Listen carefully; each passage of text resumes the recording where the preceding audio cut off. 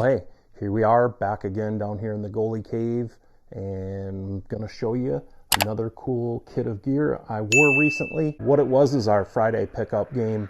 The guy that runs the thing, Dave, had made an agreement with a 50 and over tournament team to do a scrimmage against those of us that had already booked the skate for our pickup. So we ended up with, I think, 11 skaters, and then me and Matt, and the other team is going to be going away to a tournament probably the weekend that this video goes live. And so they were hoping to get like a little warm-up game in and get some game situation going. We didn't have officials on the ice for this, so there were no whistles, there were no real penalties, there were no puck drops. I had a blast. I felt like I played really well. I made some lucky saves. I had a lot of help from my posts.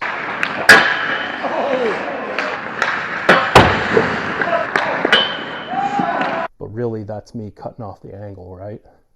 So if you do follow me on social media, and again, I'm going to plug my Instagram, it's the Cooper Goalie.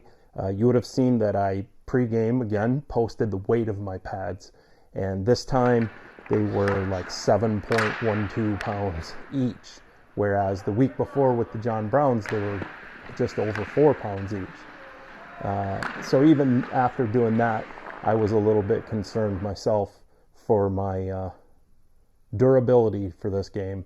I am absolutely tired. We also had a little extra time, so I think we played like 80 minutes or 75 minutes, something like that. So I did go with a St. Louis Blues themed kit, and I finally got a chance to take some gloves out on the ice that I hadn't yet.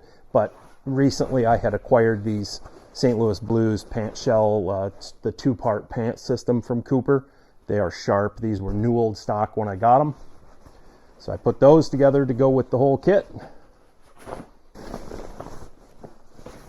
Chest protector again, Reactor 5, probably my go-to for quite a while now. In this case, I was wearing a Reactor setup, so Reactor 5 was the way to go. Skates, Bauer Supreme 7000s. Really getting comfortable with these skates, and after the one little video I did about the rust on the blades, I did switch to using soakers instead of the plastic protective holders. Knee pads, Cooper GPX. These are not the Reactor series knee pads, but honestly I don't really like the Reactor series knee pads that much.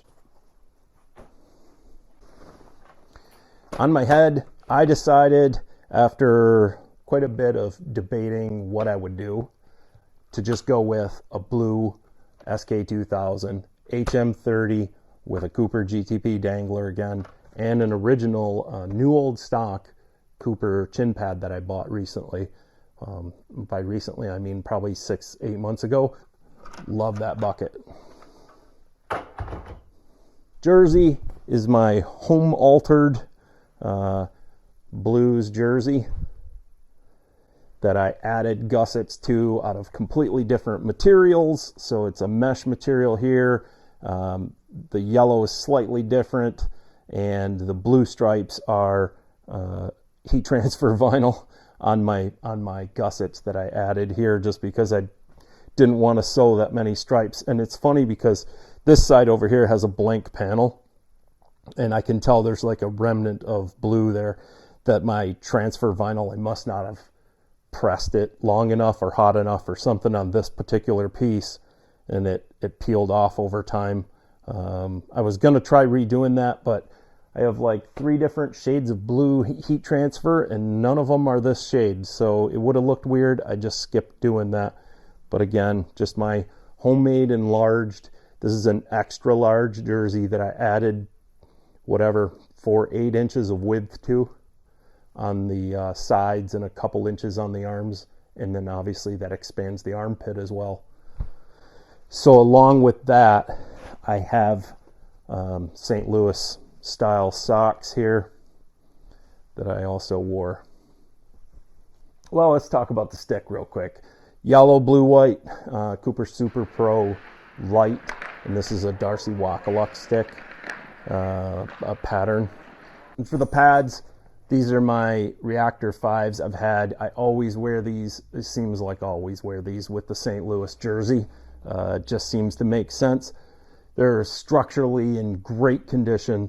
They do have a little bit of color issue, like on the toe bindings and whatnot, and the logos are a bit rough, but other than that, they look pretty great. Inside leg channels look pretty spectacular also. So that's going to bring me to the gloves.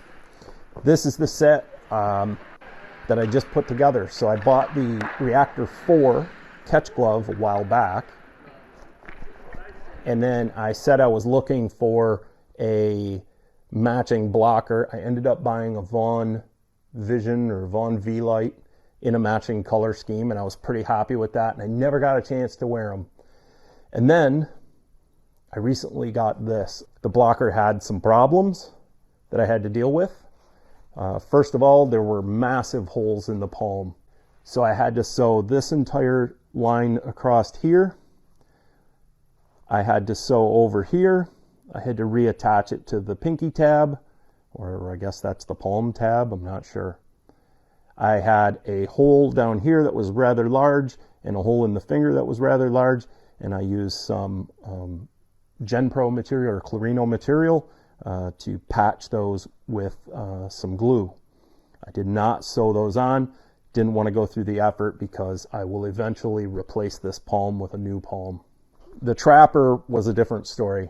The trapper, this knuckle cover here is sewn on the inside. It's like a flap that folds out and then is sewn on, folds over, and then is laced in and velcroed and everything else. That was ripped loose from the nylon material at the fingertips there, and the lace on the finger side was bad.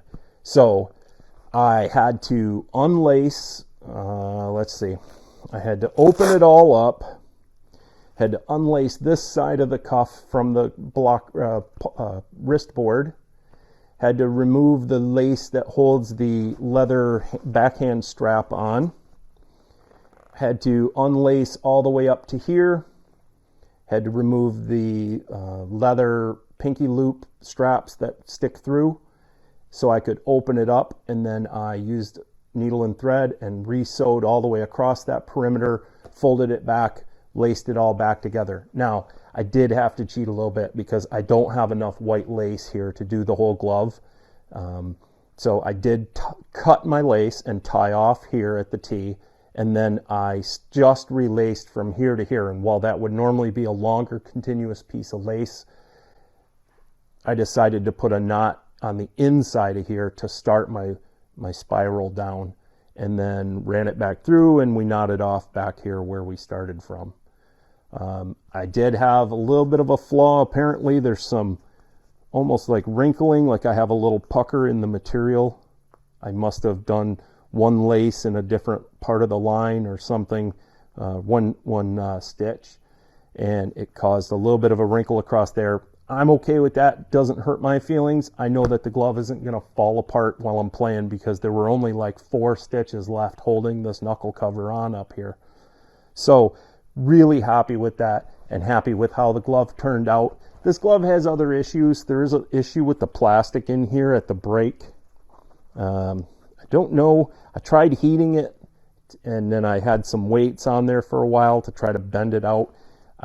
Feel like it's going to have to be opened up and taken a look at, and maybe I'll have to get rid of some curl here so that it stays in, because it makes it hard to get a total closure on the glove itself. So anyway, I was really stoked to finally put this full Reactor kit, even though they're different series, together, because it looks really great together. And in my opinion, it looks fantastic with that version of the St. Louis Blues jersey matched up with them. So there you go. That's the gear for this one. If you have any comments, any questions about the gear or the gameplay, feel free to drop comments down below.